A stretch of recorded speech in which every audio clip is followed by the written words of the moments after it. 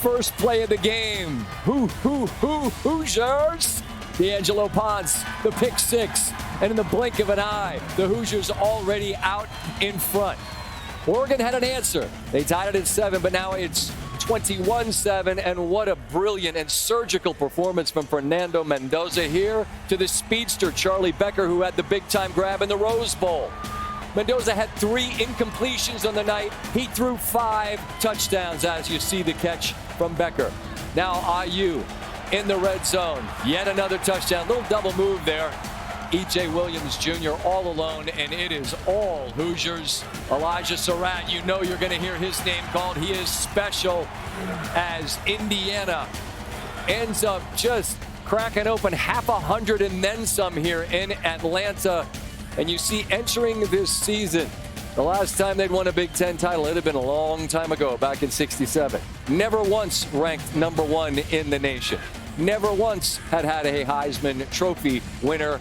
They have checked all of the boxes. All that is left to do is to grab the hardware and be national title winners. How do you best describe how different this scene is than anything else that you have seen? It's pure euphoria. And I think it's because of the long-suffering nature of Indiana fans. They've never been here before, and they are soaking it up. There's an appreciation. You and I have been here a lot, Scott, even back in the 14 playoff era. When a team has been as dominant as Indiana, there's almost a little bit of for some teams previously, a fear that something's going to go wrong next. That's not what I sense from these fans. It's just unbridled joy, and it is so cool to watch. It's been great to watch them just revel in it. It's been awesome. I sent something out on social media earlier today that it was obvious from the moment I landed in Atlanta that seemingly everyone from the state of Indiana, Bloomington, Indiana, and all of their massive alumni all around the country had converged on this place for the biggest game they've ever seen yet. There's now one bigger. We'll get to that in a minute. But they dominated this building, and then their team dominated this game.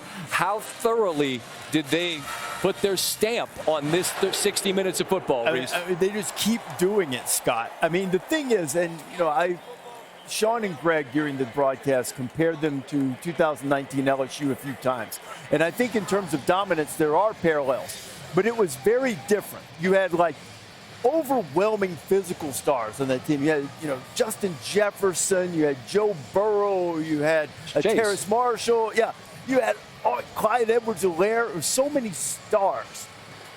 These guys have stars, but it's more about use the word surgical in the highlight. That's what they're surgical. They're precise. They're disciplined. Not that LSU wasn't, but it's just different.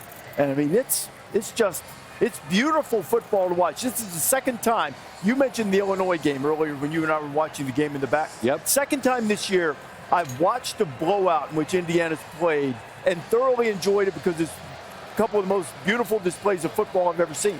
They've been fantastic.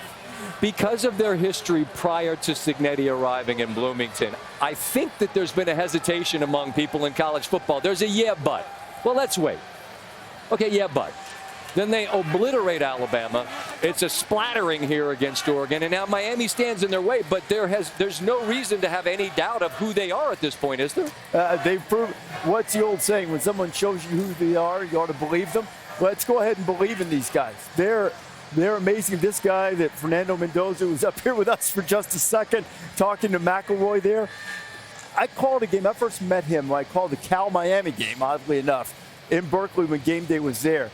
Such an engaging guy, talented guy, but this is high-level quarterbacking, man, and it's really a spectacular thing to see. And it's not just high-level quarterbacking. No. It's the defense that comes out. And look, Oregon conspired in its own demise in a way that I'm sure that they will look back at this and go, my goodness, we didn't need to help them to this degree, but I don't know if it would have mattered had they not. Yeah, I don't think it would have. But you're right. It certainly was demoralizing. Long time no see, guys. Had to go get that trophy, right? Yeah, just come back. You're kind to come back. We'll pick up the conversation. I hang out with you guys. Come on. I appreciate that. Well, listen, we were just raving about the nature of this game and the way the defense set the tone. How do you best explain the role they played in helping light the fuse tonight, quite literally right out of the gate? Right out of the gate. And people and coaches who really understand football know how important the turnover margin is.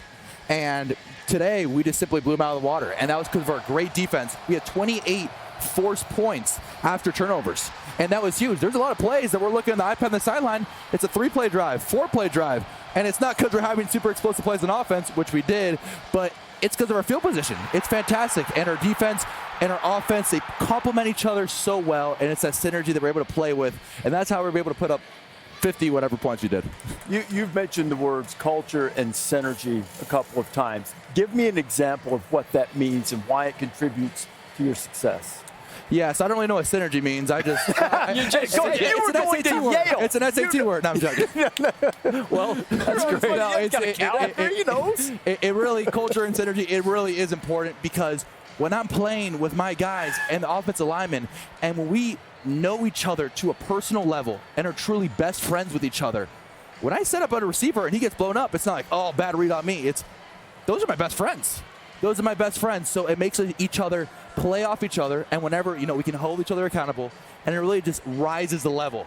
It's not just myself, it's the offensive line, it's the defense. We all enable each other to rise each other's level of play. Your coach has a resting posture that appears to be annoyed even when you're ahead by quite a few.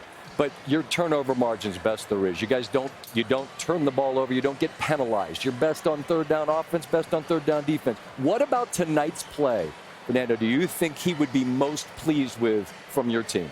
Wow.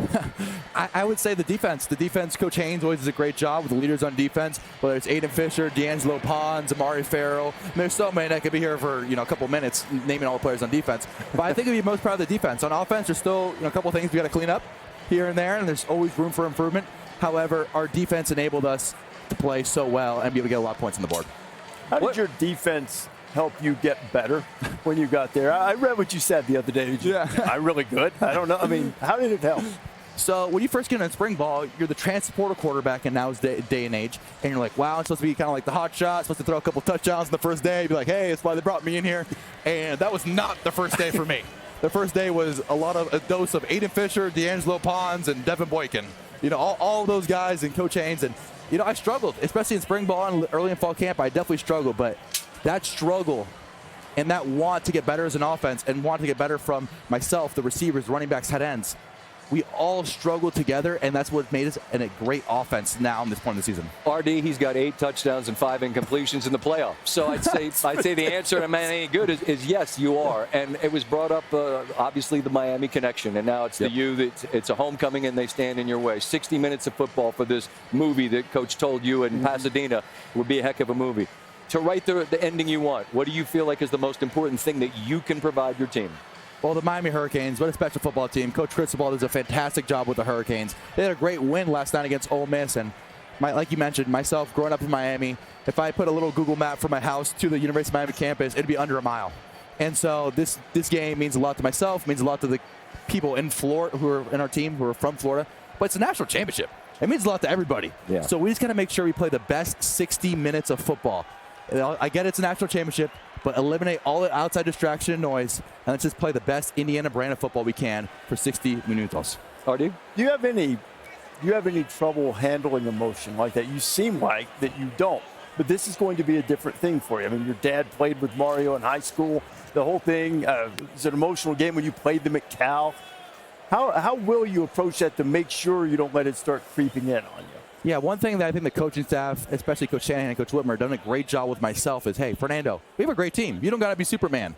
Just be effective and efficient. And that's why I believe I should be able to show them the last 2 weeks. So against Miami, I'm just going to try to be as effective and efficient as our whole entire offense is going to try to be. Instead of, it's a national championship, we got to throw a knockout punch here, we got to throw an uppercut. No, let's play our brand of football. Let's be efficient and effective like the Indiana Hoosiers are. I will close with this and let you get to your team, your family, and coaches to celebrate. Coach said he's going to celebrate with cracking open a beer. You got a plan for tonight? Who you celebrate with? What you plan to do? Well, hopefully get back to Bloomington in time. I mean, that would be great for all the boys. They're not leaving without you, I promise. I would love to get back to Bloomington in time. I mean, it's a great college town. Great college town. So I believe it's details of national television. Upstairs bar, right? And then that was called something like that? Maybe you don't know. But those that know. Congratulations on a tremendous night. You're good. You're good. You're good. Left hanging on national TV. It's fine. It's fine. Fourth and completion of the night. Show too, hey, congratulations on a heck of a night. We'll see you down in Miami. Thanks so much. God bless. You want this, you got that. No way, watch them walk right past you. Run fast while you have